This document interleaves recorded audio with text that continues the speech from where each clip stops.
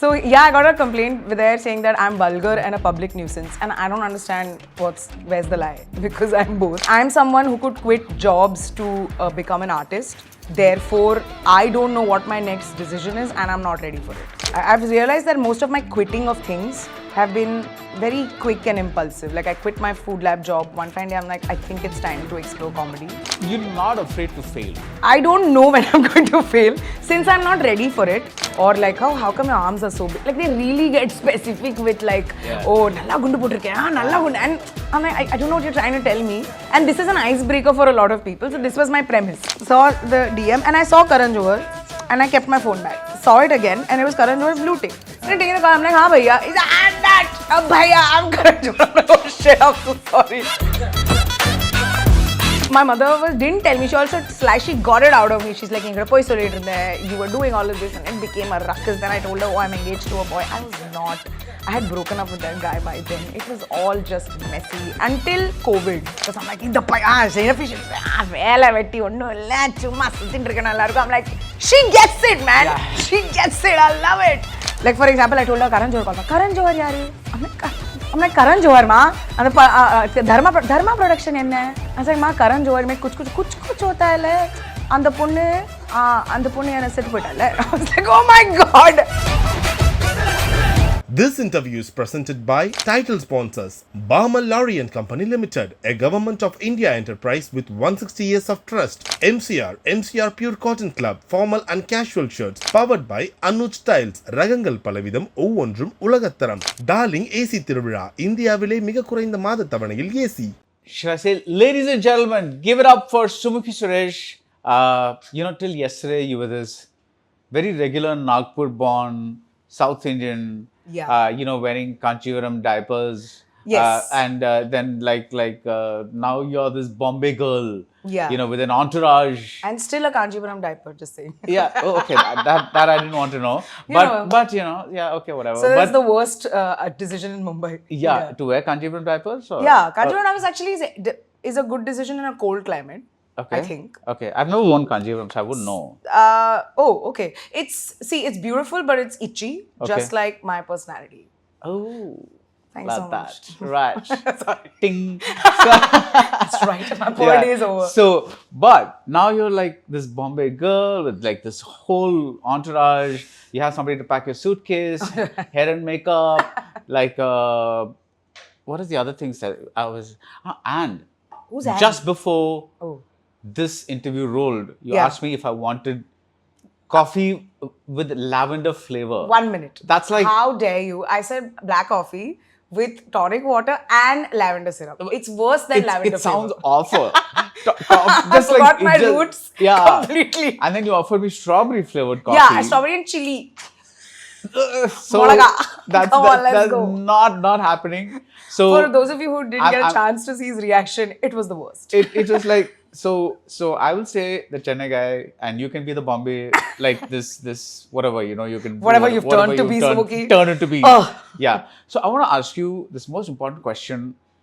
Are you prouder about your Filmfare Award or for coining the term consensual penis?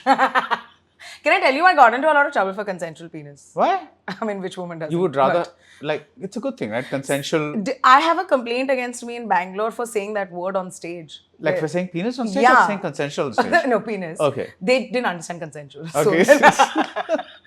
So yeah, I got a complaint there saying that I'm vulgar and a public nuisance. And I don't understand where's the lie, because I'm both. What do they do in biology classes? Do they go and complain there as well? Or? This one old uncle in Bangalore got very offended saying, how can she say penis on stage? Wow, he was in your show. He was, apparently he was. Then he sent the cops to one of my corporate shows and he's like, today she's going to USA, you catch her, don't let her go to USA. I'm like, no, I'm going because ticket someone else is booked. But so US you can say penis? USA in consensual penis, you can pretend to. Okay. I'm not sure, although... But what is it? Are you like, this is exciting. Are you like potentially going to be in jail or something like that? No, I wish. Okay. I would have loved to be in jail for being public and vulgar and public nuisance. But that's not happening. No, shit. Yeah, the complaint is right now on halt. I don't know when he'll get up and be like, I don't know what I'll say in this interview, and he'll be like, that's it, babe. It's an FIR against you. Okay. So far it's just like He's gone and complained. Yeah, so they came to me saying, hey, this is going to become an FIR. Will you apologize? And I was like, no. But what my lawyer there did was he drafted a letter which said the word regret a lot, but it didn't really mean I regret. So when he read so many regrets, he's like, it looks like she's regretting. So what are you allowed to stay on stage? Say on stage. Ideally, I'm not supposed to be on stage. No. I think you can say whatever you want and then just wait for the trouble to catch you. That's it. Okay. I feel so. But coming back to the question. Yes. Filmfare or consensual penis? It is a tough one. But I would say Filmfare because it was for a show that I really, really did not know how to make and made. So that's But congratulations on Pushpavali because amongst all these other things, though personally I'm a bigger fan of Behti Naak. Oh my God, Bhagwan, you made my day. I'm like such a fan. So thank you so much. Yeah, but that I mean because it was so. I think there's something about it that is so you. Yes. Or rather, it shows a very unique voice. You and that guy, I forget his name. The character Shikhar, no? Yeah. Yeah. So I mean, both of you, like, doing this Max and, those kinds of things. That is like a thing. But I'm really happy for Pushpavali because it got you into all sorts of things. Yeah. Now, how would you define yourself? How would I define myself? In 50 words or less? In 50 words or less. Then that's it. The description is over now only. Yeah. I want to... Behti Naak, thank you so much, first of all. That is also the first piece of thing that I did, which I didn't realize was me. Like when I really thought I was a bubbly little girl. Okay. But when I wrote Behti and, like, oh, hi, how are you? Yeah, let's, like, I'm more of a, which I am like social and bubbly. You're very extroverted. I'm very extroverted. But then Behti seems like a voice of an introvert. Yeah. So I was also very surprised when I wrote it. But it came together so nicely. And also, I think that was a time where sketches we were really making without any agenda. Or like, we want to hit 1 million views. That was not the case. It was very like, oh, we found this little premise where we want to say Max. Or we want to say, we want to make fun of mother or this and that. It was very fun to make it. For me, till date, I think Watchmen ki Billi Bhag Gayi. That was such a non sequitur. Yeah. It was like fantastic. No need, There was no need. The cat was not involved. The watchman's not involved. I didn't even know there was a watchman. Yeah. It was fantastic. Suddenly, it's an image in your mind where he's sitting and the cat left him. Yeah. And you're like, okay, now I'm stuck with this image. So, thank you, because that really defines. You don't have to keep saying thanks. I'm a big fan. No, the same. I just want to let you know that a lot of people right now are aware that I'm at this restaurant talking to you. And quite jealous. So, vice versa. Oh, yay! Yeah, look at us. We're jealous friends. Yeah. No scope. Great. Well done. How do I describe myself in 50 words? I'm someone who could quit jobs to become an artist. Therefore, I don't know what my next decision is and I'm not ready for it. You are going to remain a comic, right? I think so. I've stayed till now. Okay. Are you still going to die at 65? Yes. Okay. I'm dying at 65. Okay. So there's no way. So let's talk about that. That's like dying comic, something doesn't like quite compute. Unless you're talking about Woody Allen, Oh, there's a different kind of comic. Yeah. So what is this? I think 65 is a decent age to die. Like it seems like a classy age. Classy? Yeah, and I'm not classy. And I would like... You would like to attain classiness by dying at 65? At 65. Because 65... So till 64 years, 11 months... and 29 days, you'll be this very unclassy person. Yeah. And that one day you'll just like... Yeah, exactly. Okay. I think that's would be the plan. I think 65 would be a great age because see, 65 is that age where if you die, people will be like, oh no, she died. She should have died a little later. And some people are like, but she lived a rich life. Like I would be a conversation where people are already saying you lived a rich life. But at that time, they were like, she really lived a rich life. They know about your Louis Vuitton. No. I'm not Louis Vuitton. I'm mad or what? No. Okay. Oh, you're in Bombay, dude. So, see, first of all, Bombay is, for me, a giant office. Like, work is here. Okay. So, if you're like, Sumukhi, do you want to go back home? In fact, in my life, I need to figure that what would be home. Maybe Bangalore or Chennai, one of the places, because I like both of them. Okay. But Bombay is like a giant office where it's opportunity. And nobody's going to judge you for the Kanjivaram. Nobody's going to judge me. Actually, no one's going to judge me in Kanjivaram here also because they don't have time to. Okay. Mumbai doesn't have time to look at it and be like, whoa, Kanjivaram? They'll be like, oh, I guess Kanjivaram. At least the regular folks of Mumbai. So, let's leave the dying. Okay. The living is in Bombay. Yes. And was there a big decision for you? No. actually. Okay. I've realized that most of my quitting of things have been very quick and impulsive. Like I quit my Food Lab job. One fine day, I'm like, I think it's time to explore comedy to see how it's going to work out. And I was told that comedy is not something that can be monetarily won't make sense if I'm in Bangalore. I said, okay, I'll go to Bombay. And then I moved to Bombay. And when I wasn't sure where I was going to live. I didn't have a lot of money when I moved. So then I did this gig where I played a grandmother who raps on stage, which gave me, like I did some 5-6 gigs of that and I got paid a lot. So, all of these things I did. So, like, okay. this is purely a financial decision. I think it was just, okay, where does this take me? That's it. Like more than even, see, financial, at least now I understand it. If I was a financial decision, I would have made the money and come to Bombay. But I just turned up with a suitcase. I think I stayed in few friends who were doing shows at that time. I stayed at their set because they're nice. It was nice AC. And I stayed with a friend in Mahalakshmi. So it was all nice and fun. Because I think at that time, I'm like, let's see where this takes me. But that's lovely because, like this let's see where this takes me is not a typically Indian attitude because here we kind of, because even for me to get to this job, I first had to pass through this whole engineering and then do other kinds of jobs and then this and that and all that. And then finally, it's only when I couldn't take it anymore that this happened. Yeah. But today I see a lot of people just like at the age of, let's say, 19, 20 saying, hey, let's try this. So the whole security thing has, I guess, become not important. Strangely, yeah. And I don't think, and I think you might agree that we don't come from the backgrounds where being financially not secure is okay for us. Yeah. Right? Like we come from places where we've not seen money or we've not seen.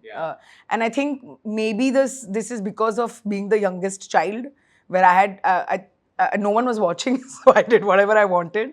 And secondly, really, there is a element of I don't think I comprehend consequences, and it's a good thing and a bad thing.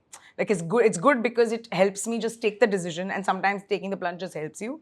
And bad thing because the failure hits you hard because you really weren't expecting it. So you're not afraid to fail. I don't know when I'm going to fail since I'm not ready for it.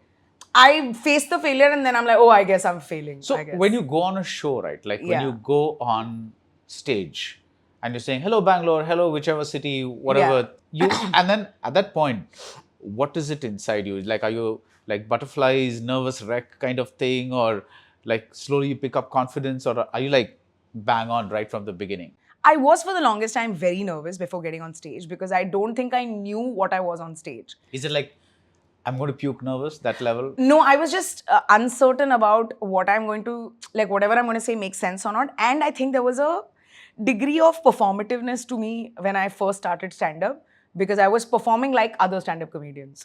Like, which you sort of tend to do, right? You like tend to do the job that people are doing before. And it took me some time to be like, oh, I don't think that's who I am. So now, before going on stage, it truly is take a deep breath. It's really what Marvelous Mrs. Maisel said, it's tits up. It really helps when tits up. It really gives you like, okay, there's a lot of air in me now, I can do this. And also, it is, if you don't own the stage, somehow I believe that the stand-up audience is the smartest in any city. Because if you are dishonest and if you are being someone else, they will still laugh. But they will know that, hey, this person was slightly dishonest. Yeah. Like if I go on stage and just do some kind of jokes which are like, actually classic example is that whenever I've done jokes about myself and my weight, it never lands. Why is that? I don't know. And I thought like a sample joke? Like for example, one of my first early bits was that India loves fat small talk. Like people love to start small talk with people saying, oh, you put on weight, oh, your face is really big. Yeah. Or like, how come your arms are so big? Like they really get specific with like, oh, nalla gundu potirke, nalla gundu. And I'm like, I don't know what you're trying to tell me. And this is an icebreaker for a lot of people. So this was my premise. Yeah. And I thought it was quite a clever premise. And I was taking it somewhere, but it never landed on the so I had to find a cleverer way to do self-deprecating jokes. Like it doesn't seem like I don't like myself. Somehow I've realized that I think that's the performative part of me where I thought that's what gets me the laughs. But when I started behaving like, oh, I love myself, but hey, just saying that this is fat small talk, then it really comes together and people are like, okay. Right. So you prep. Like, if I do fat shaming jokes in front of you, you will not laugh. You will be like, this doesn't make sense. Her personality doesn't match this joke. And I think that audience is very clever to catch it early on, and they really show you signs of what your voice is as a comic. So were you, you do your stuff and then you get to a show, Pushpavali. Yeah. Now, that show is cancelled after 2 seasons. Yeah. What's that like?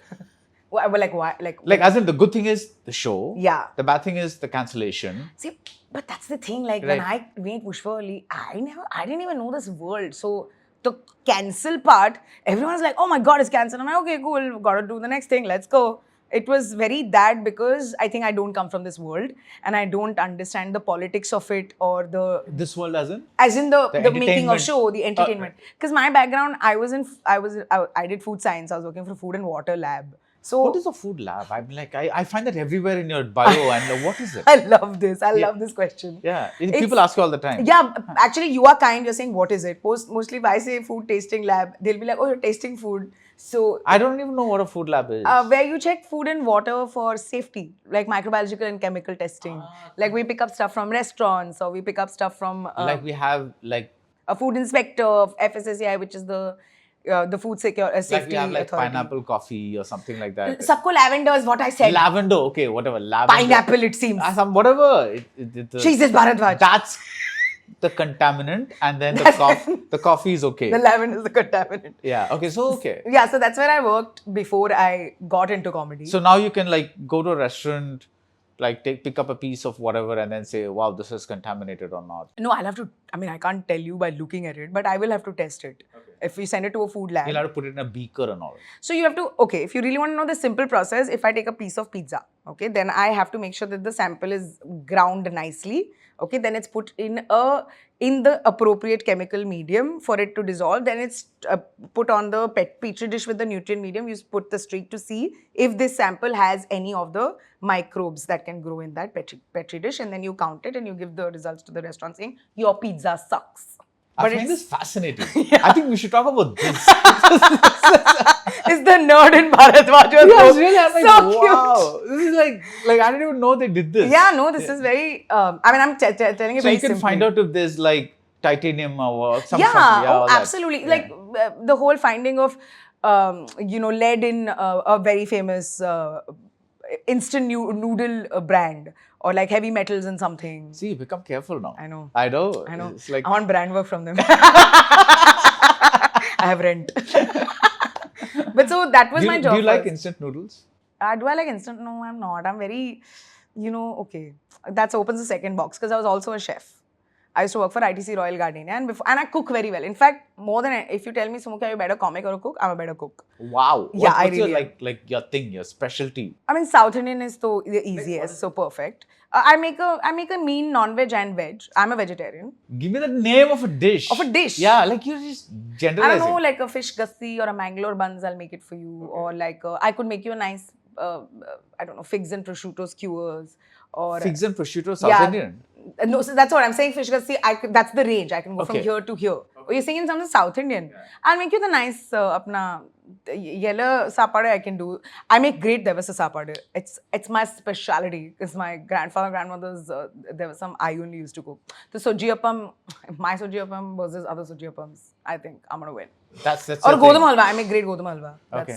That's pretty good for me. You should start that. Yeah. You're a comedian whose face is on all these food products. That Bindu Aplam. Yeah. Oh my God. Yeah, that's amazing. I'll make Hoemonal Aplams, I feel. Yeah. Ho plums.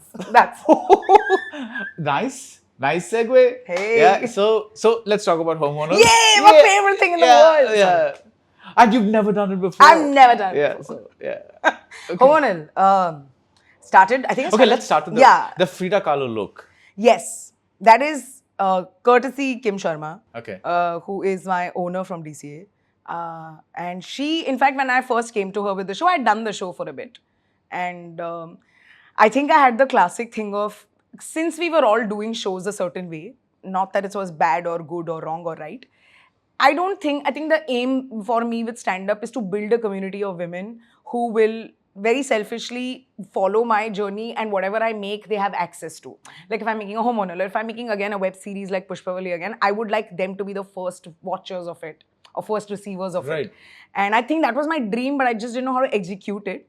And I think that's where she really came into picture, Kim, because when she saw Hoemonal and when we wanted to make the first poster, the thing is, it's very subtle, right? The concept of being hormonal is if I come and tell you, hey, I'm feeling so hormonal, you want to understand, you're like, I don't get it. But if I am hormonal in front of you, you'll be like, you're being hormonal, don't do it. So, which is very much like, because Frida Kahlo is also very, very massive hormone, imbalance, which was early on when this wasn't even spoken about. And she also dealt with a lot of, the fact that she couldn't bear children, and that's a huge part of hormonal. And she was like, you know what, we should do a Frida Kahlo look because there is so much of that story to you. And it is so subtle, like if you know, you know, otherwise it's a beautiful poster. So, which was why Frida Kahlo as a look came into being for. And also it was the first time for me, because before that I just used to use pictures of me on the mic and all of that. And it never really worked for me, Baradwaj. I really wanted, I think, But I've also seen value to pictures my of poster. you, like very glam pictures of you, Yeah. like this and all Hello. that. Yeah, all that. Yeah, Yeah. and can I tell you how much I resisted it? I really made her life miserable, Kim Sharma's, because she... This is the Frida Kahlo thing or the glam Frida one? Kahlo and glam, all. Okay, I would like to give good credit to her because there is no way in hell I'm going to do it on my own. Right. Because I think it comes from such staunch comics need not have looks, it's all about the jokes. She's like, that's all right. But can you please not look homeless? She's like, is it a thing with all you comics? You all have to look terrible. I'm just like, oh my God. But can I tell you, when I started dressing up for stage, my audience really liked it. Nice. The girls in the audience love it when you put an effort. Because they come dressed. It's an evening for them, right? If it's a girls' night out, you're going to dress up. You're like, okay, cool. It's going to be drinks. It's going to be dinner. It's going to be this. Or if it's a pajama party also, they would like to see something which is very like, oh, you made an effort for me. Which actually makes sense, right? Because I would like, if someone's taking me out or if I'm going to an event for someone, I would like that person to make an effort. You would like a well-dressed consensual penis. I would like a well-dressed consensual penis. So, which is, I think, what I adapted. And really, as a business decision, it made sense because it opened up to more opportunities. I didn't think as a comic you could do like beauty brands or like you could walk the ramp, which is quite cool. I was That's like, awesome. oh, that's quite nice. Like, it also gives you a nice tight 5 minutes in a bit. Be like, when I walked the ramp. It really has so much potential for being a good bit. Yeah. So it's a new experience. No, but I think every experience is good, right? Yeah. It's like you never know where it's going to, because it's the same thing with interviews. I never said no to interviews usually because because the perception that you form around a person, you're a famous person that does it. So the interview is an automatic, it's going to happen. Yeah. But there are sometimes, people ask you, do you want to talk to so-and-so? Or you're like, there is this person you're like, you're not sure about. But I usually do a bit of basic research, and then when I go there, I find out that person is much more interesting than what they are really, and that really helps. And also I'm guessing that's so lovely because I think that's the beginning of your journey here. I think it's your interest in talking to people. I like talking to people because usually I'm not a big talker. Hey, and also usually people who are not big talkers are more intuitive or sort of like you catch on to the points that I would never. Yeah, I can read your mind. No one ever has asked me, what did you exactly do in a food and water lab?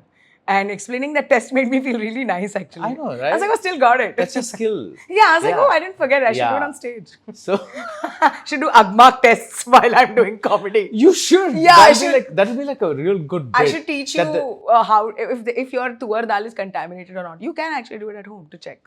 Okay. Yeah, okay. I'm not a kitchen person, but that works. So it's just like, do you think now that you are a well-established comic persona, do you think that's happened? No, I don't think You don't think so? No, I think...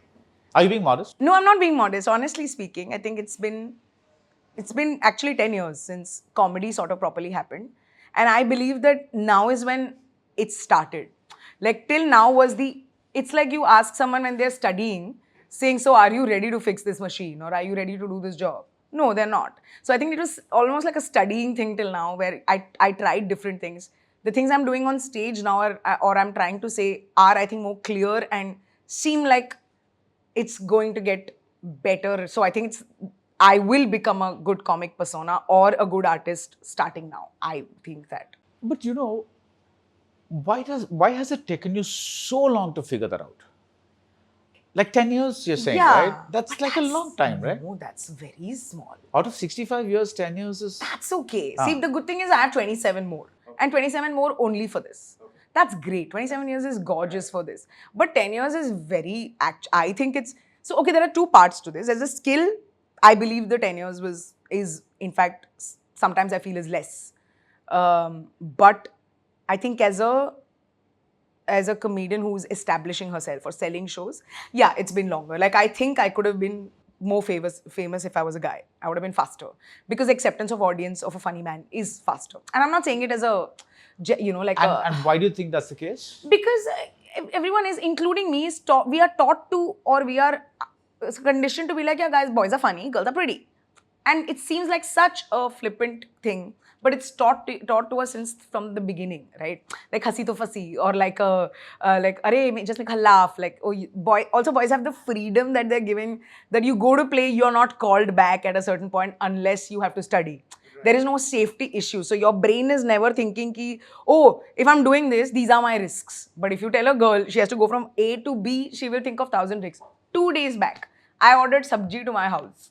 The man has brought sabji. I feel like I have so much power in my life.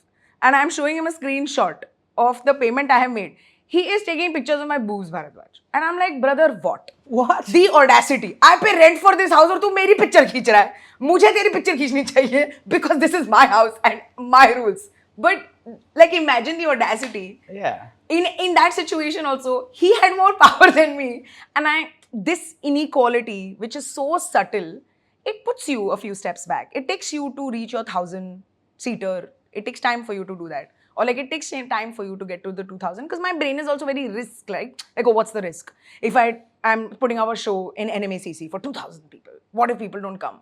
Then that failure is just horrible. And I know it's internal also. Like, the one good thing that I take from men is men really know how to take risks. They really know how to bet on themselves. अरे मैं कर दूंगा यार, अरे करके देखते हैं, viral हो जाऊंगा मैं. This attitude is so exciting in men, and I have taken this leap from men only. When I'm like, no, I want to take that bet कि कर लेंगे यार. तो 2,000 seater ना, we'll try it. So this attitude, it's taken me some time to arrive at. So I wish I could have been, I could have filled 1,000 seater faster, or No, but like that. I think every journey takes its whatever. It's each person's journey. Exactly. Right? Yeah. But So, I do think that the journey, it's very simple. Like, on stage, I cannot cuss as much as other male comics can. Some words of cussing don't sound nice from me. I get a recoil and all. This old gentleman who who complained against Yeah, you. yeah. Are you Oh, saying yeah. he might not have complained had it been a guy saying the same words? 100%. Okay. He's like, not at all. Like, it's a consensual penis. So it's not about the word as such. It's about why are you speaking like this, because it was Because in his you're supposed to be complaint. this demure girl. In the complaint also, he was like, as a woman, how could she say that? I'm like, friend. He said that Yeah, as yeah, a yeah. woman. Yeah. Wow. That's the thing. And this is such an exciting experience I figured out, because even till last year, I was like, I think some of my problems are bigger in my head. I really gaslight myself to be like, no, it's all chill. Then I did a show called where I had to go to a village and do village tasks. And the people I've interacted with there, spoken to, leave men, women are sexist. It's gorgeous. Like, the sexism is, it's almost, wow. Like, what is it? Like, what layers to that sexism? What do they Where say? it's very like, the women run the village, they are the ones who are getting up, they're taking care of the kids, they're working, they're taking care of the farms. But they're very like, nahi, mera pati kyun kaam karega? I'm like, babe, what? But then I said, okay, if you're the one working, then all the power belongs to you. She's like, no, all the power belongs to men. Do you not understand that? She convinced me. I was like, I think she's right. I think it does belong to the men. So it is so deep-rooted that if I say the word penis, it's really like, it's too jarring for boys to be like, or I have seen a lot of junior comics where other male comics have told junior comics saying, "ये ऐसे गालियाँ मत दिया करो, अच्छा नहीं लगता." I'm like, you just said, I heard it in my own ears, and you're telling a junior comic, नहीं ऐसे गाली वाली मत दिया करो, अच्छा नहीं लगता. I said, shut daughter or? And this is given to you as advice. Not to me. I think they don't have guts anymore. Okay. But to other female comics, we see that. So, and I think most comedians or female comics take it very like, let's not make a big deal about it. Let's put our head down. Let's work and move ahead. But sometimes I'm like, shut the fuck up, man. But is that something reactionary in you, maybe, that's making you swear on stage? Because now you do that a lot, and very casually, like many of us do, right? It's like everybody swears. Yeah. I mean, at least I think everybody swears. So except probably the gentleman who filed against you, that complained against you. But the point is, when Like, swear, sorry. is that something that like, okay, you know, how dare you tell me what to do and what not to do? I will cuss on stage. Has that happened? No, because I think circling back to our initial point, if I do it dishonestly, you'll catch me. Right. Like if the word fuck sound, it's the rule of dialogue writing, right? If the dialogue doesn't sound like it's somebody spoke it, then it's a very like a dialogue. Then it's like रिश्ते में तो हम तुम्हारे बाप लगते हैं. Not a bad dialogue, but you're like, I'm not gonna walk up to someone. Okay, the first time I'm hearing like fuck is like रिश्ते में तो तेरे बाप लगते हैं. But This is you like, know, if I say very like, what the fuck, you'll be like, that's weird. And you're like, but what the fuck? And it comes out, you're like, oh, this person uses it. It's a very usually. malleable word also. Yeah. So I don't think it's reactionary, although I feel like with age, it's going to be either too much of it or less of it. Okay. I think so. What are you proudest of? I think I'm proud. It's equal parts Hoemonal and Pushpavalli.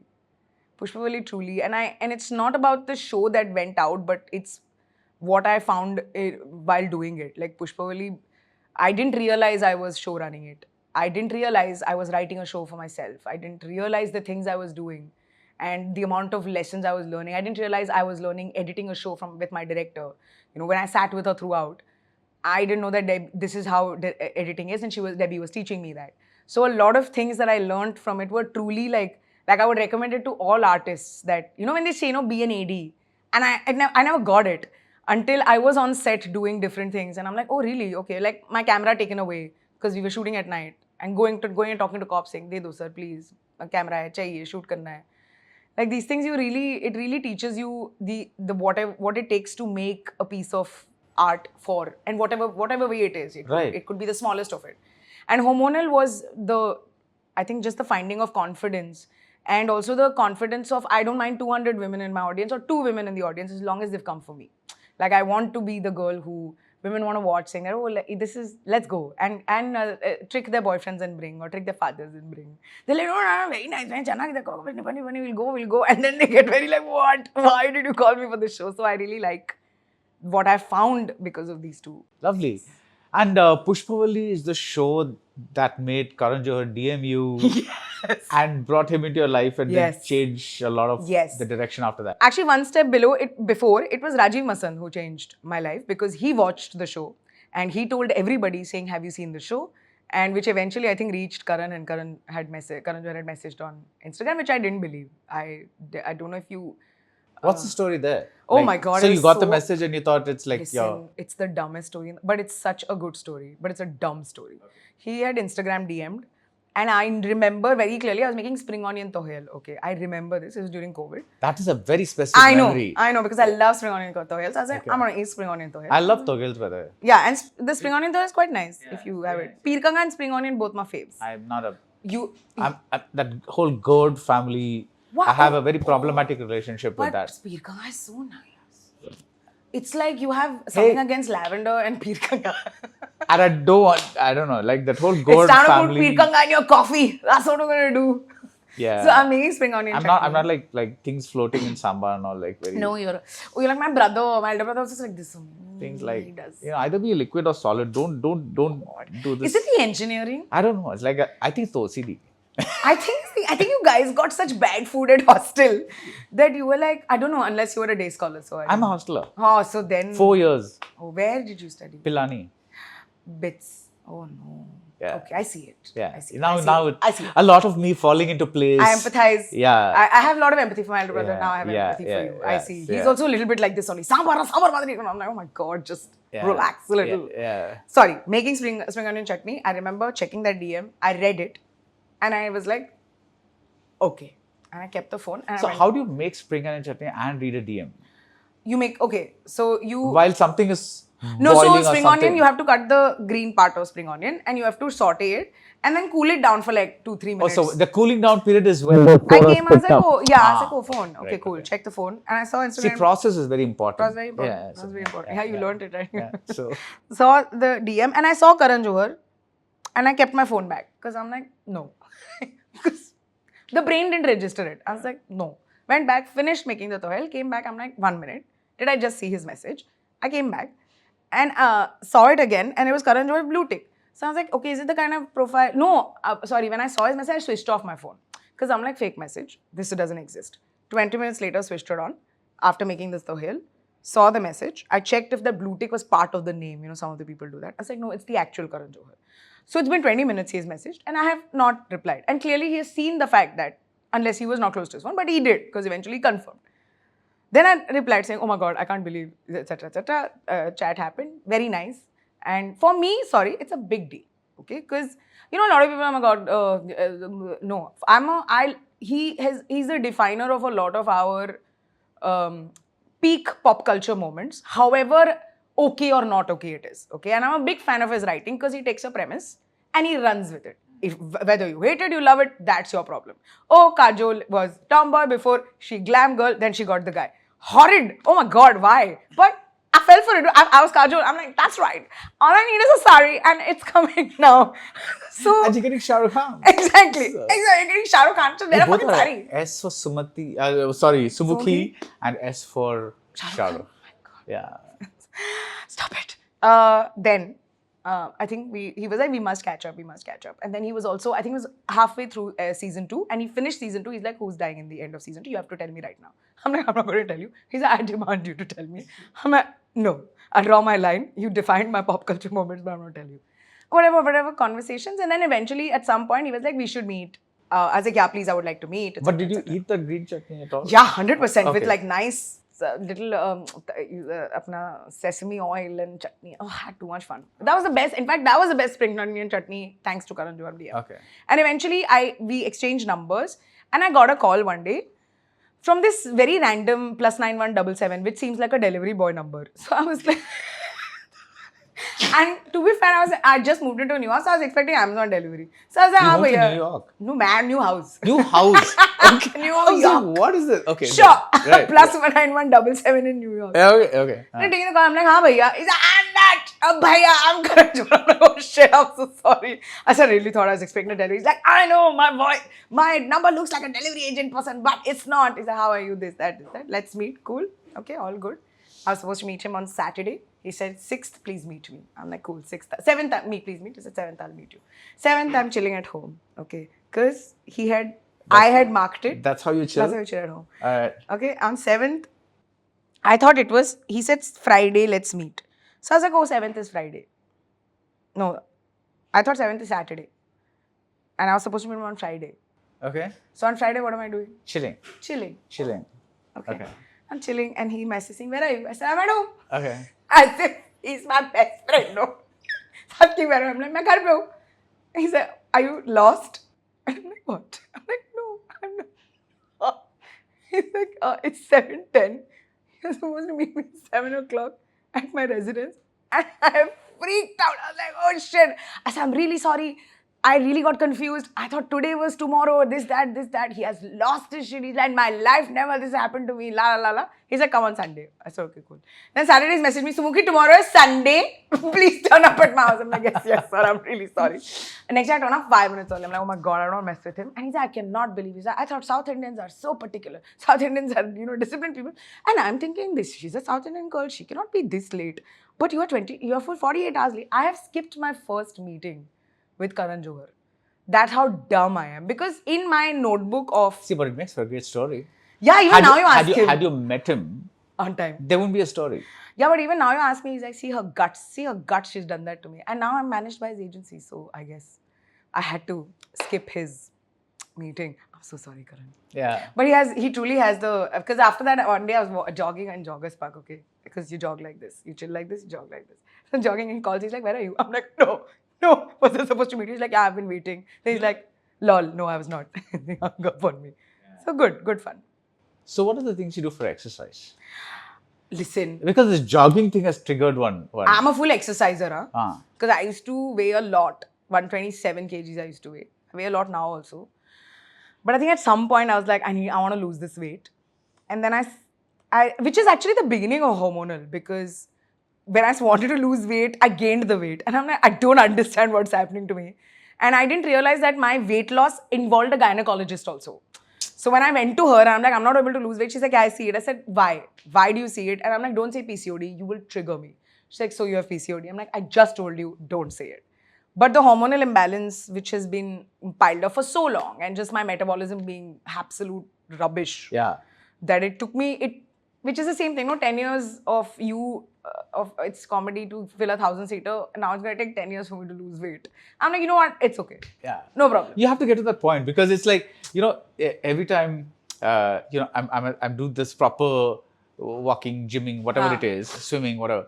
Then I'm like in like a decent shape. I'm never great shape. That never happens because my metabolism is also rubbish. And then 2 weeks I go to some Berlin Film Festival or something like that. I come back, everything's come. Like the past 2 years of things have all just come back accumulated. So and then I'm like, okay. is there even a point to this? I mean, like, might as well just like go with this weight, You know, I for all the indiscipline that I have or disorganization, strangely, I'm very disciplined about gym.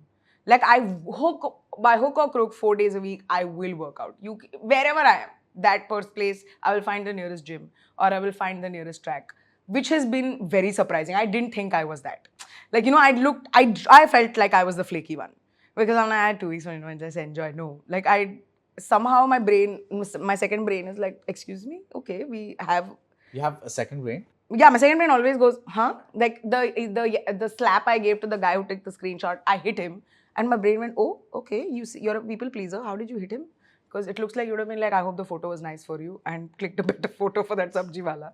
So same brain was like, oh, so we can be disciplined about workout, but we don't want to write on time. That's nice of you. That's very nice. That's very nice of you. Many comics that I've met have this side where they are total wrecks, nervous people, anxious people, needy people, and I mean this. I'm all of that as well. Yeah, but yeah. I'm just like so. I've surprisingly had very intense conversations with many comics of all people, who I'd be like, oh wow, I'm meeting this person. This person's going to cheer me up, and instead we end up having this fucking depressing, intense conversation about. I don't know. Like are people going to laugh? Are people going to watch this? Is YouTube going to be there forever? All these this kind of things. So. What are you like? I think the extrovertism really covers up a lot of the insecurity and stuff. Insecurity and stuff, because people are like, she seems jolly, she's got it, which maybe, but okay, it's especially what you said, right? Like, is YouTube gonna last forever, etc. This was the first thought I had when I started comedy, was that I don't think this thing is gonna last, and I have realized films as a medium will last. I'm going to interrupt you right there. I loved watching you as the housemaid in the Veerdas movie, Happy Patel. The minute you came on screen with that look and you were interrupting this event, let's not spoil it. This event, with because you wanted to dust the room. Yes. I cracked up. It was hilarious. It was too fun. First he was like, please do the camera, and I'm like, I don't know. And then he's like, Amir Khan's in it. I'm like, I'll do it. And he's like, wow, you didn't pretend to do it for me. You just did it for Amir Khan. I'm like, okay, sorry, Veer, but I'm shallow that way. Yeah, you know me. Is there Amir Khan? I'm there. It's not there. I'm busy. I have diarrhea. Sorry, Veer. Thank you so much. Yeah. But I think at that point of starting comedy or whatever, one thing I realized is that films or storytelling as a medium will last forever. Maybe stand-up comedy or me as stand-up comic. Maybe not. I don't know. And also writing of Pushpavali really made me realize what a strong skill it is. Yeah. But more than anything, if we look at comedians across the world, they don't do, at least some of them, the most successful ones, haven't done only stand-up. They've done stand-up, they've done sketch writing, they've done movie writing. Key and Peele's, I think Key, who's the director. Yeah. Like, his movies, phenomenally. You could never look at a Key and Peele sketch and think this is the guy who made Get Out, right? It's like, no way, right? Yeah. And I remember him being such an inspiration. I'm like, oh, this is so cool, because he has two avenues to make money or to tell his story. I love that you put money first before story. 100%, because my art cannot survive without money, and I have had no money. So which money is too important for me to try everything. If I don't have money, then I'll just be grumbling and I can't try anything, and I will be terrible to the society. So always have hoped that there are things that bring money, so that the pressure on the art you want to do, like me writing a movie, I have realized like it's one of the most fulfilling things ever. Okay. Or like getting to act in a movie, again, the same kind of fulfillment. But both of them are not going to be high-paying jobs for someone like me, because I'm A, starting out, B, also writing as a, you know, the money seems nice, but the cash flow is terrible. So for that to make sense to me and fulfill me, something else has to bring money in. So I look at it like that. So different avenues for an artist is very important. So that part doesn't depress me yet. The serious side to me, I don't know. I get very, I don't know. I may not. I don't know. You don't have a serious side at all? I'm sure I have. Ah. I'm sure my friends and colleagues have a different tale about me. When were you angriest? You never were angry in your No, life. I was. Ah. I mean, there also I was laughing actually. When that delivery boy did that thing. Nah, that was very like, shut up. Okay. I mean, yeah, that did make me angry. Actually, the inequality of the situation, unfairness really bothers me. Maybe that's what it is. So what is the most intense negative emotion that you've experienced? Basically, I'm trying to get a non-comic side of you. No, that's what I'm sure there is. I do think I have a tendency to overdo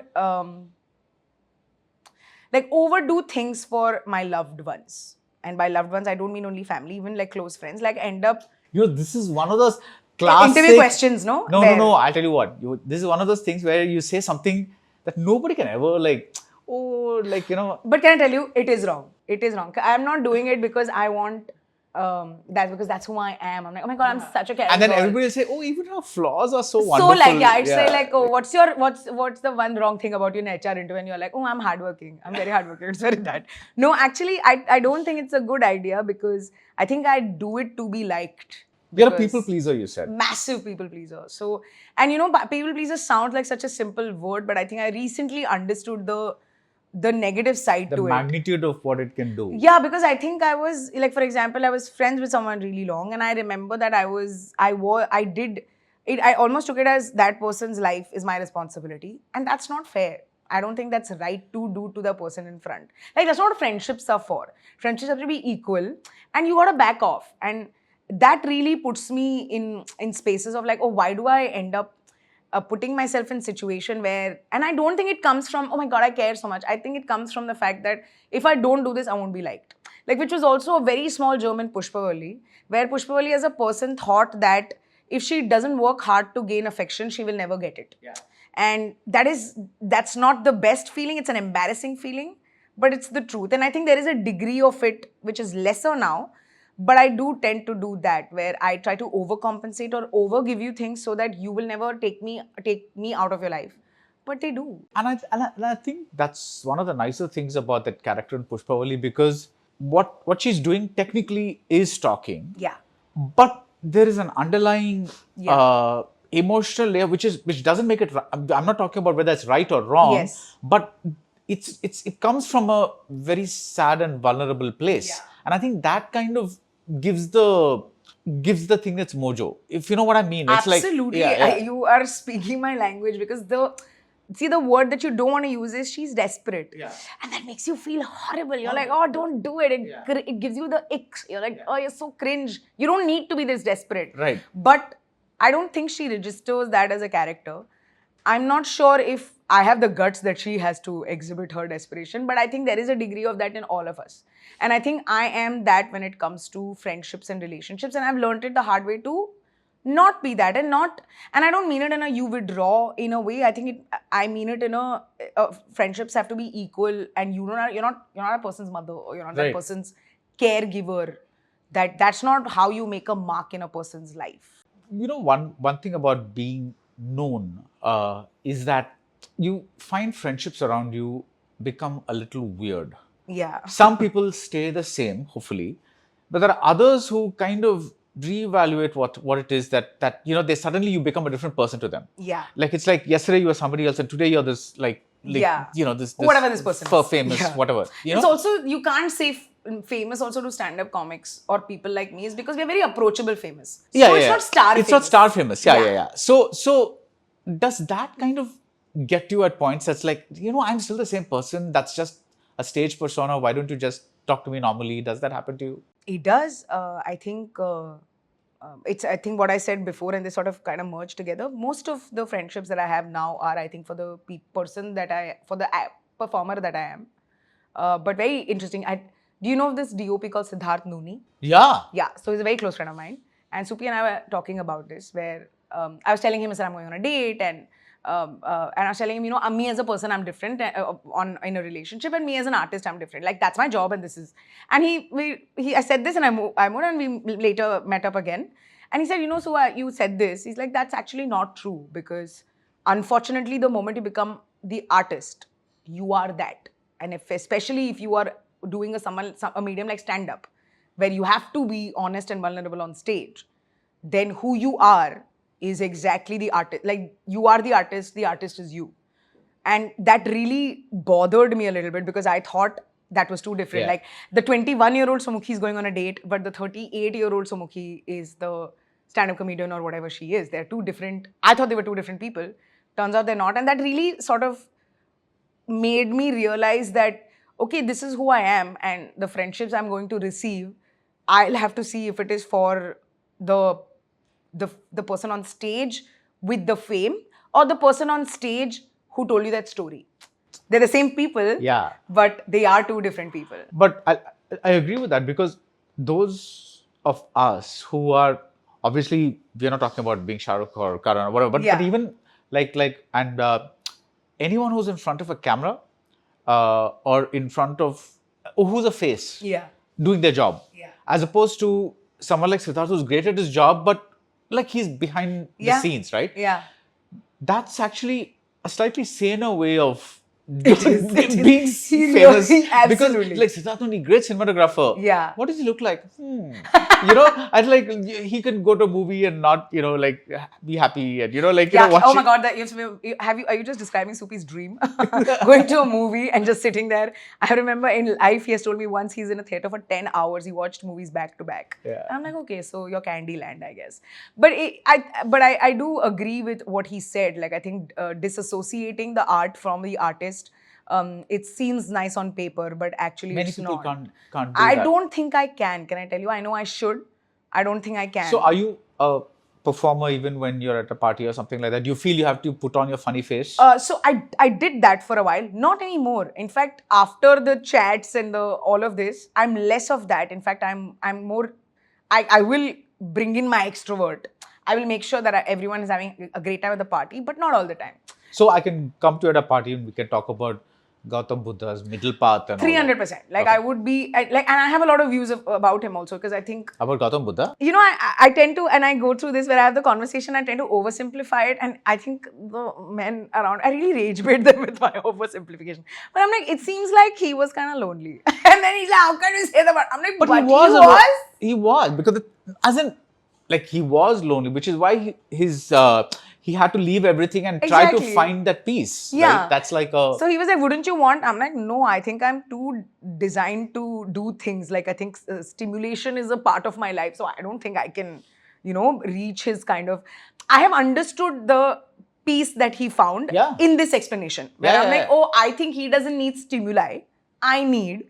Therefore, that man being philosophical makes so much sense. My philosophy would be more functional and operational. Yeah, also I think some people make good advisors / sages / whatever it is, because they operate in that very existential space. Exactly. Whereas functional is a fantastic word, because it's like when you're like, I'm a great, and I'm not even modest about this, I'm a very good shoulder to cry on. I'm like several people, I find it difficult to find people shoulders to cry on. But my shoulders always... Ladies and gentlemen, we're looking for shoulders to cry on for Baradwaj. Send applications, please. But the thing is, it's like, so that always happens, and you're like, you know, but I'm always like brutal and functional. I'm like, I'm not like, no, things will get better. No, that's not me at all. It's not going to get better. See, it's also, if I wanted existential, like, oh my God, where is my life going? I'll go to Gautam Buddha. I think he'll have an answer for me. But if I want a doctor, I'm not going to go to him. I'm like, hey, can you give me a doctor's connect? Hey, my friend's son is going through something. Hey, my sister-in-law's daughter is going through something. Oh, my niece is going through something. Oh my God, why did I take that route? So, if a person, I'm that person who gets shit done. I was like, oh, you need this? Okay, let's get it done. This is my philosophy that I bring, like the hustle of it, and this is also, again, stems from the part of people pleasing, right? Like, oh, I'm part of your life and I've brought value to it. Which is, I think, the thing I want to maybe, I don't know if there is a dark side to, I think, trying to be this person who is loved. I think the dark side of it is it just drains you. And you end up losing a lot of connections, and abandonment is more hard. Yeah, and I think I don't know whether you said this before we started rolling or after, but you said that I find it very hard to say no. Yeah. And initially, that used to be like I used to end up saying yes to almost all events or this or that, or let's talk. If you only talk about professional things, because personal is a whole different ballgame. Let's not open that. Yeah. Oh my God, it's a big box. Yeah, but slowly you learn to say that saying no is not insulting the person. Yeah. And somehow I feel, I don't know if I'm generalizing, but somehow I feel it's also a South Indian trait where you're taught to be a nice boy and just do this for them. No, what is going to happen? Just go do this. No, it's and my thing of professionally, I don't know how to say no is because I truly believe that if I'm going to say no, then this opportunity is going to leave me, then nobody will give me opportunities. That's fear, right? Yeah, and there is such fear because I'm also constantly like, I'm not from here, I'm not from the space, I have no backing. My mother is building and running a temple. There is no way she has access to entertainment people. So now with that background, I can't be like, I'm sorry, I can't do this movie. I'm like, no, that's okay. 24 hours, right? I'll stretch my time. I'll stop sleeping. It's all good. Yeah. So it's also the fear of losing out on one wrong move and you lose everything. What does your Amma think about all this? Oh my God. We have had the best it has been the best roller coaster because I have only lied to my mother as a rule. And I think everybody does. But I think mine were big moments which she's very... Even now if you call her and be like, so Sumukhi, and she's like, it's very that. So the first time also, like when I went to college to Chennai, I didn't tell her that I applied. I applied behind her back. And she got hold of that entrance exam card because I had prepared the lie and all to how to go there and all. And she is also damn chalu. She's like, oh, okay. She's like, oh, you want Chennai na poi padi? Po, pakla. She's like, you won't be able to do it. And my mother, I think, knows I failed my triggers. She really didn't think I would. And I got the admission. And I got my admission on the same day. I remember going to MOP Vaishnav, meeting my HOD, Usha Ravi. Because she saw my paper, I'm like, corrected right now. Went to the principal, got everything done, came back. And I'm like, oh, I got admission. I'm leaving in like a month and a half. My mother didn't speak to me till I left. So the lies have started since then. Then when I told her I have to get on stage, I did give her a chance. I told her I'm going to get on stage now. And she's like, oh, tevdiya ponnani. I was like, oh my God. You know what that, I'm like, I don't... But is this the real thing? Yeah, it's the real thing. Okay. And then I lied to her for that. So your mom was not happy with what you're doing? Absolutely. She didn't know. I lied to her for the longest time until she figured out because someone sent an AIB video that I did where I was playing a vagina to her in some bhajana group. I'm like, why is this video in a bhajana group? First of all. Yeah. Thank you. Yeah. Secondly, my mother didn't tell me. She also she got it out of me. She's like, you were doing all of this, and it became a ruckus. Then I told her, oh, I'm engaged to a boy. I was not. I had broken up with that guy by then. It was all just messy until COVID. I think COVID hit. Oh, and I think I became older. I just got less anxious about my mother and also accepted my truth. And I think I think I'm her best friend. I understood that. So I think I realized that she needs to be allowed to be who she is without judgment. And I know I can't be, but that's okay. So once that little puzzle fit, then she's a very good person to talk to. Like if I go tell her, no, that this, like my anger if someone's inefficient, I'm very angry when someone's inefficient. Oh my God, that's true. That really angers me. So this anger of like, I don't know why this person is inefficient. The only person who understands, two people who understand it is Sharda Suresh, who's my mother, and Kim Sharma. But Sharda Suresh more. Because I'm like, in the inefficient. She's like, I'm like, she gets it, man. Yeah. She gets it. I love it. So, but like when you incorporate her into your show with those bits, now she's okay with it. So my mother's never seen the show. And she never How do you know she's never seen the show? No, she's never seen the show. She might have been sitting in the last row. No, she's not going to. 2 hours of someone talking. My mother doesn't have patience. But that's her daughter. No, more patience is not there. 15 minutes, she's like, nah, first time I ran a bakery. What about the stuff that comes on as reels? Instagram. Yeah. So my mother really likes web series. Like she loved Pushpavalli. Like she could detach me from Pushpavalli to be like, on the show, what happened in the end? So, and she spoke about me in third person, where she's like, Siriana crack. I'm like, okay, you really have invested in the character. So if I make another web series, she'll be interested. Like she even loved me in Royals. Okay. Like I was hardly there, and my mother's like, "Illa, nalla panna nee." And it's a story na, puriyala, no problem, like that. So but she's stand So up. as an actor, she likes you. Loves me. Yeah. Loves me as an actor.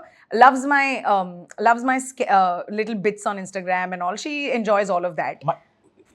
She might watch this. She, you know what? She might, because you are someone she knows. Oh, okay. Yeah. So, but otherwise, like if I tell her, what did I say the other day? And she was, damn, oh God, it was horrible. Okay, I told her something very.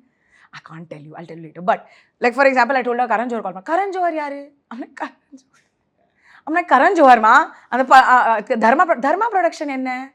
I was like, ma, Karan Johar mein kuch hota hai le.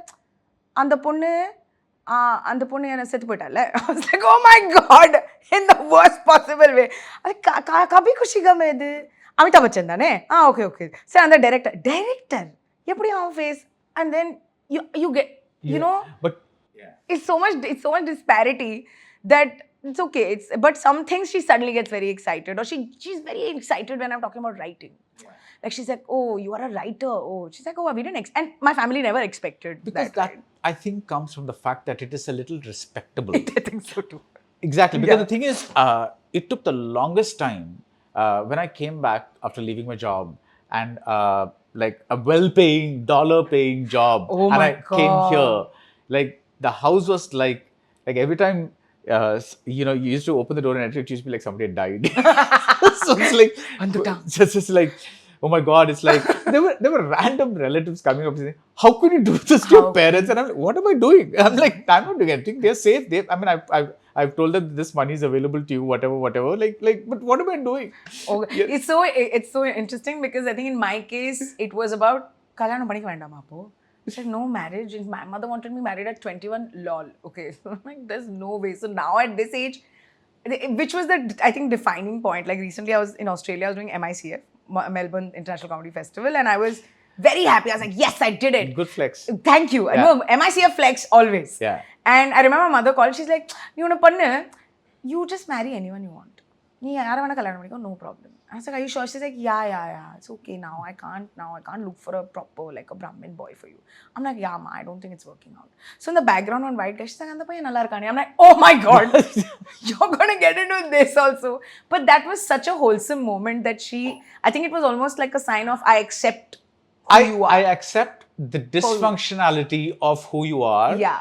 Because that's actually the key point. Yeah. You know, when they realize, because for the longest time, I don't know whether this is going off track or whatever. I mean, it's gone off track long back. Cool with it. Yeah. But I think for the longest time, they expect you to toe the line and be the person that most of your schoolmates are, which is like, graduate, get a job, get car, get flat, get this thing, get that thing, whatever, like go. That's so cool, yeah. Like, this is such a perfect description of what a man's expectation is. And I was like, oh yeah, it's okay if you don't graduate, but 21 one boy, you get married, then do whatever you want, get a kid. You're right, the life cycle is absolutely. But once they realize that this guy's cracked, he's going to do his own thing, I can fight it all my life, or at some point I can just say, okay, whatever it is, as long as you're getting some decent money and as long as you're happy or seem to be happy, and you're not crying before us or something like that, that is like. I think what was a really proud moment for me was when, and I think I get my ambition and work ethic from my mother. She's very ambitious. Even now when she's building a temple, she's chartered accountant. Oh, she's actually building a temple. Okay. Guys. Yeah. And the ambition that she shows in it, it's amazing. It's absolutely phenomenal. Like, I see the passion and I'm like, oh, this is where I get it from. And I think somewhere now, since we are more friendly, she does say, like, I think I could have been what you are. I'm like, I think you would have been a way better version than I am, because I think the time you were young to have been the, because she is, I think, brave, and she would have spoken the truth way better than me. And my mother wanted to be an IPS officer and all. Like, she wanted to be a police officer. Okay. Not even like, IPS, correct. Yeah, I was right. So if she wanted to be an artist, like, I took it as a compliment. She's like, sometimes I'm jealous of your life. Like, I think I would have led this life well. I'm like, yeah, I think so too. And I wish that you had led this life. Are there times when, now that you're a well-known, well-established, famous comedian, are there times you look back and say, man, sometimes I wish there was not so much activity in my life. I wish I was never. No. I do not want any life other than this. Yeah. This is exactly where I want to be. You please add things to my plate. You please make sure that I am this, and like crying to you saying, oh God, Baradwaj, I'm so this, I'm this, that. For 27 more years, for sure. Like till 65. I wanna, if I'm in, like on an active dialysis or anything, like if there is some physical problem with me at 65, even then I would request my management to please arrange for my live shows. I will do it even then. I would like to be that. From that, or take me to stage. Like what a thing it'll be if I could, finish my last show and then you're like, oh, sorry, the oxygen tank is over. I'm like, oh well. That's all, folks. I guess that's what it is. So no, I want this life. So when it comes to your brand of comedy, how would you describe it? I think there is a degree of self-deprecation to it, but I think it's laced with storytelling. Okay. But I do keep the writing to be, I think Pushpavali was, I think, the beginning of it, and Hoemonal sort of came in, where it is a story that is told to you exactly how it happened. Like, so I'll tell you a story saying, hey, Bharat, so I met this gentleman who sold me apples. It looks like it's the conversations about apples, but the premise is hidden within that, a relatable premise under a story. That's my brand of stand-up. Right. And in terms of my web series or like a writing, I do like to switch genres. Like there is comedy, but suddenly it becomes slightly darkish or slightly drama or slightly like, oh, why? Great. Like slightly like, why? No, don't. Like the discomfort, the uncomfortable comedy. Does that make sense? But is there also and there is also a dramatic person within you, because when Control happened and I learned that one of the writers was you, that was a very interesting discovery, because that show is not funny at all. I mean, that movie is not funny at all. As in, like it's not funny. No, absolutely. You're right. So there's not even, like a It's not even. It's a very, very serious look at. So what is that space like for you? It is so. I'm glad I did it, because I never knew I had the chops to do it. Did you ask Vikram why he asked you to do that? You know what? I should ask him at some point. I think his answer would be very simple, because he's a very simple guy. I think it was because I feel like he has answered it at some point. Although I should ask him. But I know that I've wanted to work with him for a while. Like, no, I get that. But, they obviously, when somebody approaches you, they see something in you that probably you haven't seen yourself. I should ask him. So what was that? So I think at some point I remember he had mentioned that the lead is someone who's a social media personality, and the voice is very now, and the voice is like how people talk right now. And there is, there are young people who are being written weirdly. Like Ho Gaye Hum Kahan was good writing, where it was written like a young person talks. Yeah, that was a lovely film. Yeah. And half of the lovely was also because he really maintained by this is how people talk. We don't, we don't go slay. Gen Z is not every day going that, or even if they're doing it, is so natural. Like I have a writer, she, a maximum Gen Z person in the world. And that day I was telling her, saying that, this is what I did, and she's like, vouch. I was like, what?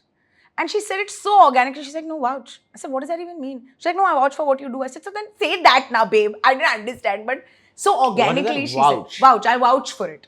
Like what you did, vouch. I thought it was a combination of wow and ouch. No, it's vouch. Okay, the word vouch. Yeah, okay. So I think I think it picked me for the fact that I could do justice to the current tonality of the... Yeah, and the fact that the lead was a female character, and also like that he really gave me freedom of like, what can we do with her? What can we add to it? I was allowed to give a lot of ideas to Avinash and to him.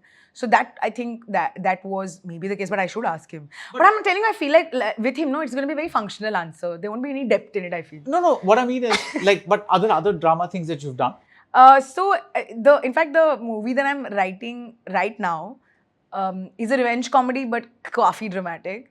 But then there's another family thing movie, slightly morbidish, maybe comedy, but again, that's also more sad and drama than, it's not a hangama or it's not a hera fairy. It's definitely not that. So I think all the things I'm sort of movie-wise writing are actually more in dramatic space, and people really approach me for thrillers. I don't know why. Because I like Control technically is very thrill only.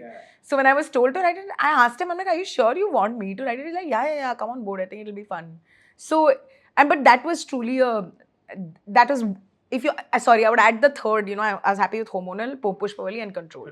Because I think 2018, it was 2018, I met him at iReel Awards, where he was sitting very like, I think it's Mr. Motwani at an award ceremony. And I remember going up to him, introducing myself, and I said, in the next 5 years, I'll work with you. Okay, thanks. He's like, okay, thanks. And I left. So then 3-4 years later, some Instagram sly bullshit I was doing, where I'm like, I will do AMA for writing. Of course, someone will ask me saying which person you want to work with. And I'm like, oh, Vikram Motwani. He's like, so cool. Followed. So in Insta lingo, you manifested. I manifested, but I have, and I remember then, I think we exchanged a few messages saying, I'm like, I'd like to show you the show that I'm writing, etc.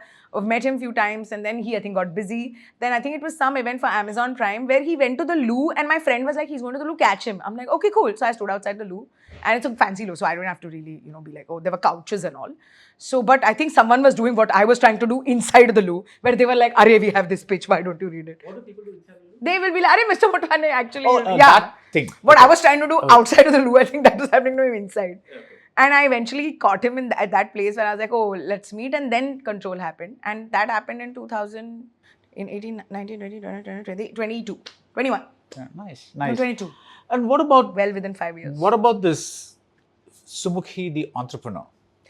The company that you founded. Yeah.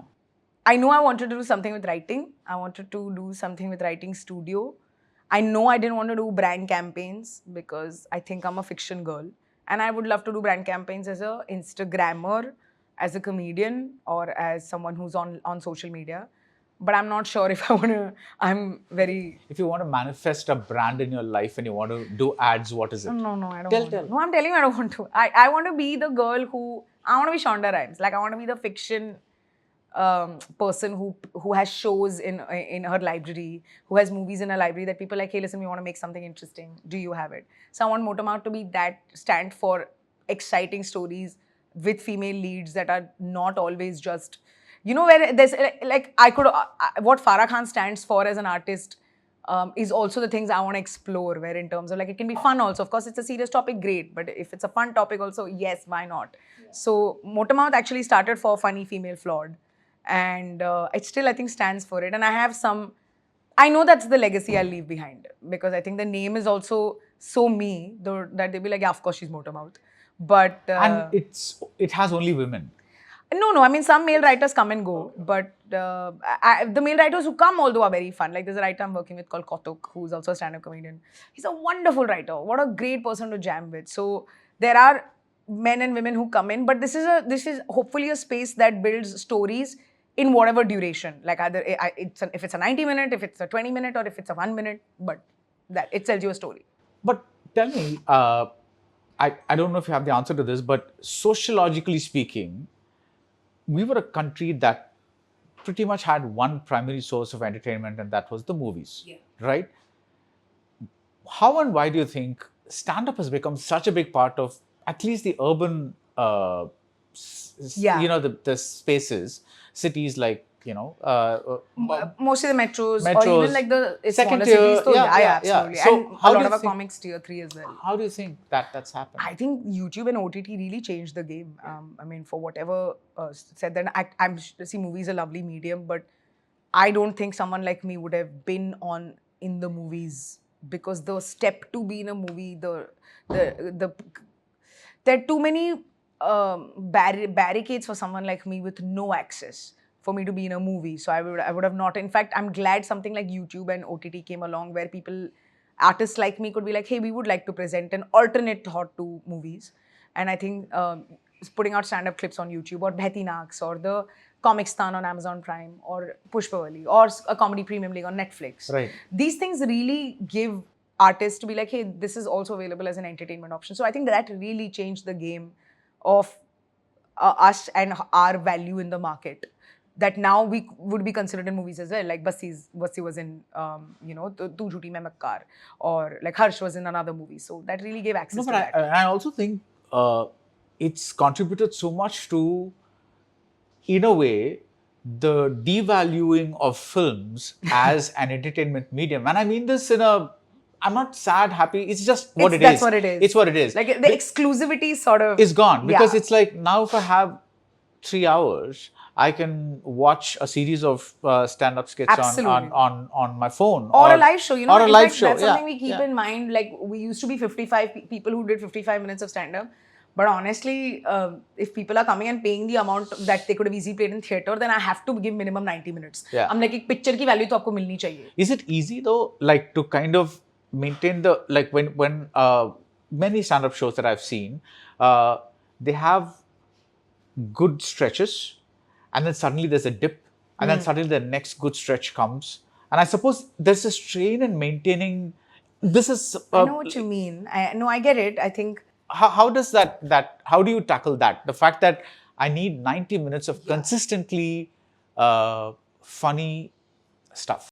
I feel like it's the pulse of the artist. Like what is it that you at the core stand for? Like after my first special, I realized as a comedian, I'm an excellent performer, and the issue is a lot of comedians are told that you have to be an excellent writer. It's okay if you're not a good performer, but if that is you, that you stand for excellent writing, you are already, it'll be good to go. 90 minutes, the audience will be with you because that's what you stand for. Right. So you could be a quote unquote not a great performer, but your writing is so tight because that's what you stand for.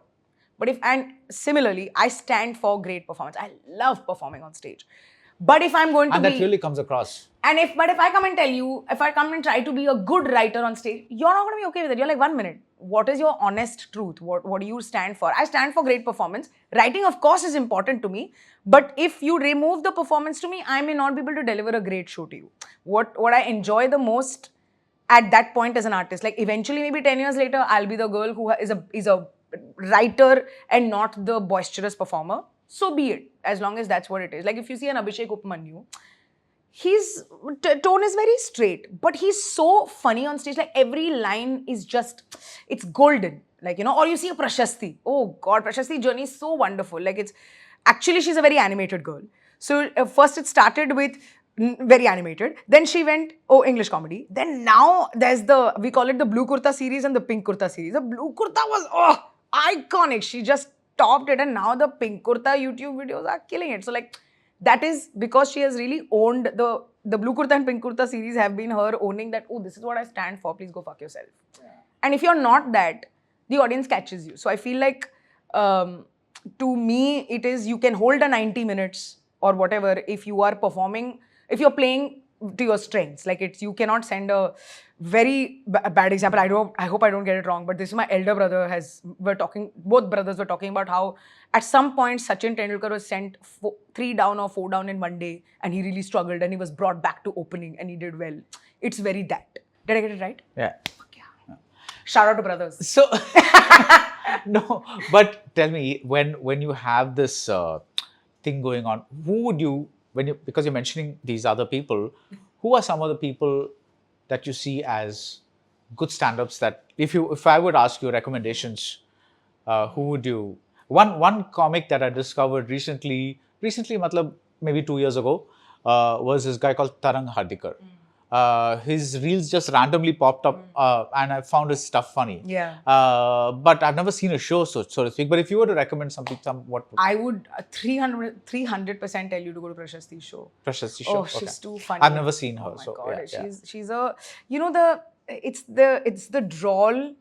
And I think I like her a lot because also I'm like, I could never get that drawl because my performance is so different. So you like it because you cannot do it. But I think her storytelling is also very exciting. Then there's Swati Sachdeva, who's really killing it right now. Like that girl is she's gonna fill 3,000 seaters with just sheer persona that she has. And she really is fearless. And that makes her very funny. And if you get to watch her, you can. Shamik is very funny. Shamik Chakravarti. Actually, I think you'll really like Shamik. Shamik is very clever writing and a guy who knows his writing is clever. Therefore, it will come to you when you're seeing them that, this is such a clever writer. So I really like them.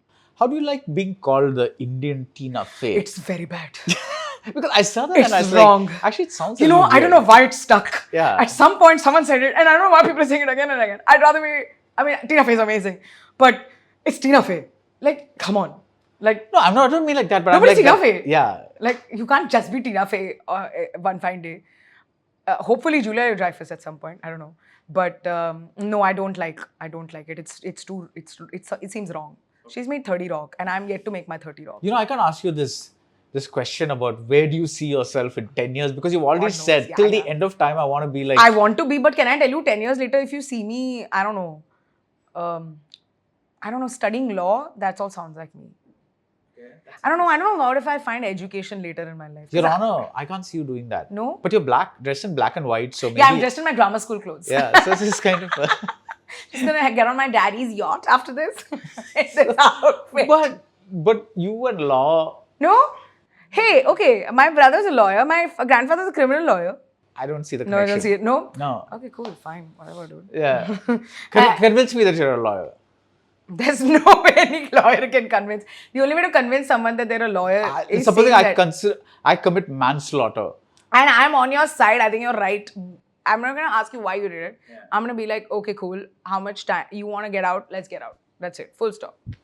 Okay, I'll tell you I'm a great lawyer because I hold no judgment. Functional advice you'll give me. Yeah, I'll give functional advice. First, I'll be like, you've manslaughtered. Where is the body? Okay, there is the body. Okay, let's hide it. First, let's sort it out. Or let's accept it. I'll give you like clear decisions. Yeah. Will you say like... How could you do it? No. As in like take off your beard, you look more innocent, things like that. Actually, beard suits you. I feel like if you remove the beard, you may not look innocent. Oh wow, I look innocent now. Yeah, no, beard really adds to the. Because if you remove it, you might look like someone who could do manslaughter. Okay. Because it's too chikna. I don't trust a guy who's too chikna. Okay. What do you think of bald guys? Bald guys are great. Yeah, no? Yeah, because bald guys have accepted like that's it, babe. Yeah. What do you want to do about it? Yeah, full on, no? Yeah, the exactly. confidence and all that. On, very on. Like, but that way, I really be jealous of boys because I don't know. I'm not sure bald. You want to be bald? I will not look good. Okay. I will look like Paleji girl lost her hair. See, what would you...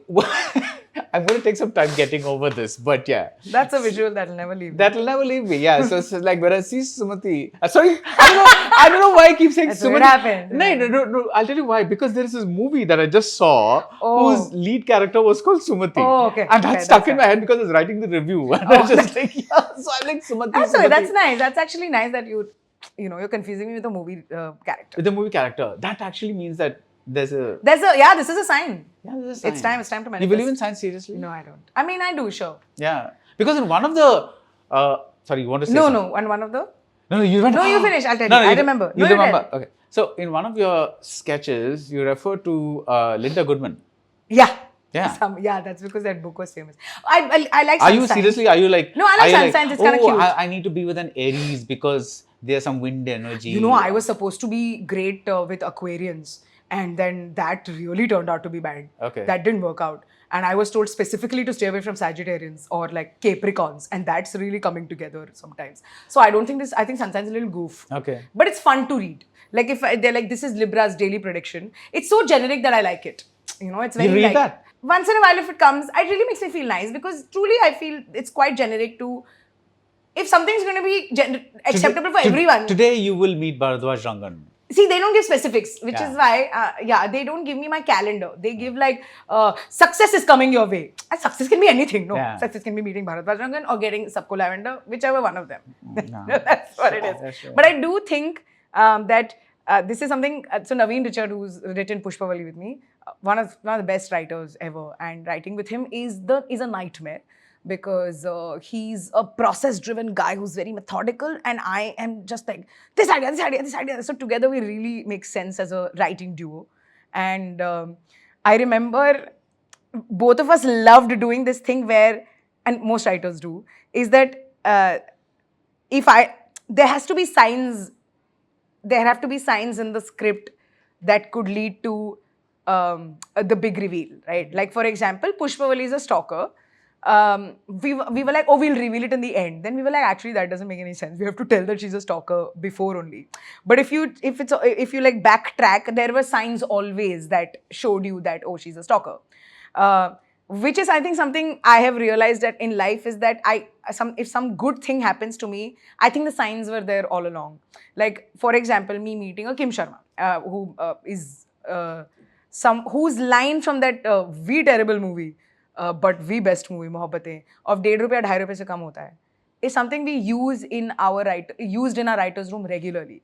Where if we were like, but what is the reason behind it? We're like, क्योंकि ₹1.5 ₹2.5 se kam hota hai. It's just as a slang, you know, the most absurd line. And I remember meeting her and I'm like, I think I was supposed to meet her because this line from this actor, from this specific movie that most people don't remember, was used. This I believe in, where I'm like, oh, I think when something happens to you, it was always, signs were always there. It's like a fiction script. It was always there. So if you backtrack, the audience goes, okay, cool, I see it. Nice. So that's something I enjoy. Yeah. So I'm not sure sun signs, but like Those script signs, yes. Yeah, Big script time. signs. Yeah, we should start one series. Script signs, yeah. Yeah. But when somebody comes and asks you, or if in general, if you were to give this advice, what are the signs that, supposing somebody wants to become a stand-up comic, Yeah. or a comic, Yeah. in some way, what are the things they have to be prepared for? What have they prepared for? I think if you want to be a comic, first of all, you have to do open mics, as many. But I think now, So the first thing that's You needed have is to do open mics, courage.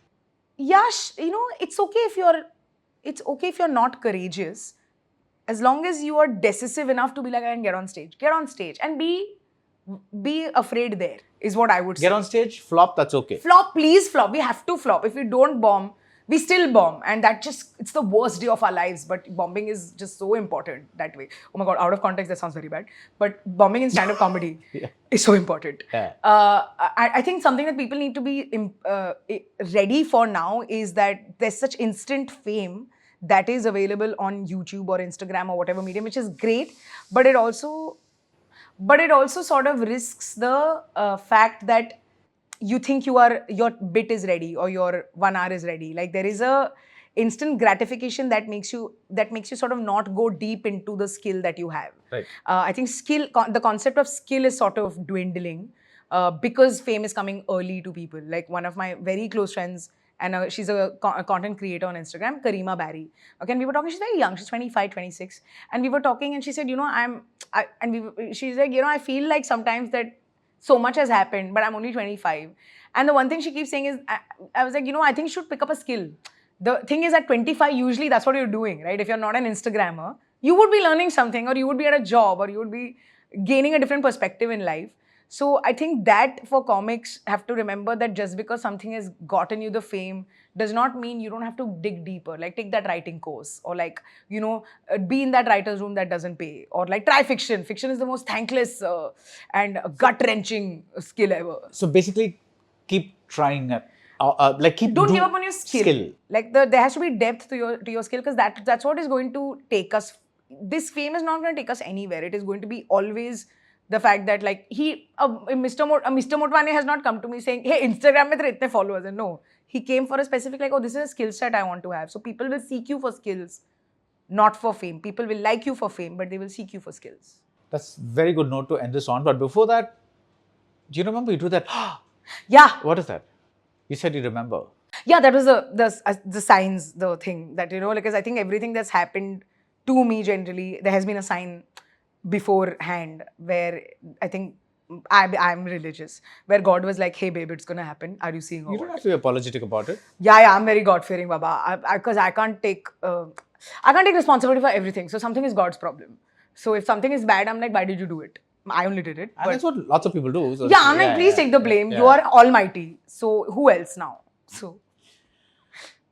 Thank you so much. This was such a blast. Yeah, this is so fun. This was like really good, and we thank could you have, so much. Yeah. We could have gone on. We could have gone on. Yeah. We haven't even opened the topic of our love for Tamil movies. You want to talk about a love for Tamil movies? No, it's gonna be 1 hour. Yeah. Next up. Next time we see. Next segment. Yeah, you know what? Hopefully, when I write a Tamil movie, if I can write or I can be in a Mani Ratnam movie, that's my next goal. That's your next goal. That's I want to be a Mani Ratnam girlie. Okay. Ideally, it would be great if it would be in his movie as an actor, but I'll take it if he's a writer. But look at me. I'm like, it's okay. I don't mind. Well, I know that he knows me, because I know that Rajiv Menon, who is his cinema, he told me that his brother and him had a debate on the Federer and Roger Federer and Nadal's scene in Pushpavali. I don't know if it's the truth. It is the truth for me. So I'm like, okay, so if he not know my name, He's not going to come and tell you something that's not true. that's also true. But what if Rajiv was, why would Rajiv be nice to me? He was nice to me. Yeah, whatever. Yeah, you're right. Yeah. So even if he doesn't know my name, he knows that this scene exists. And can I tell you, that scene I exclusively wrote. I remember because we are a group of writers writing. But that Roger Federer, Rafael Nadal, because Naveen and the other writers were like, the tennis means you only write. We're not going to get into it. And I remember writing the scene and he likes that scene. So I'm like, bravo. But tennis is my favorite game.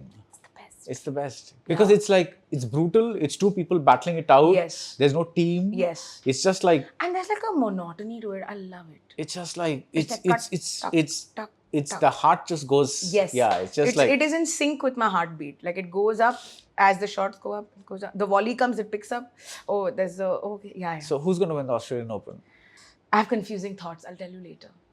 I just had a fight with my brother about it. You did? Yeah. Are you just faking because you're not following? No. Are you not Actually, following the following Open? No, I don't. I'll tell you the one thing that I'm very good at is not following sports. The reason why I follow tennis is because my brothers don't like it.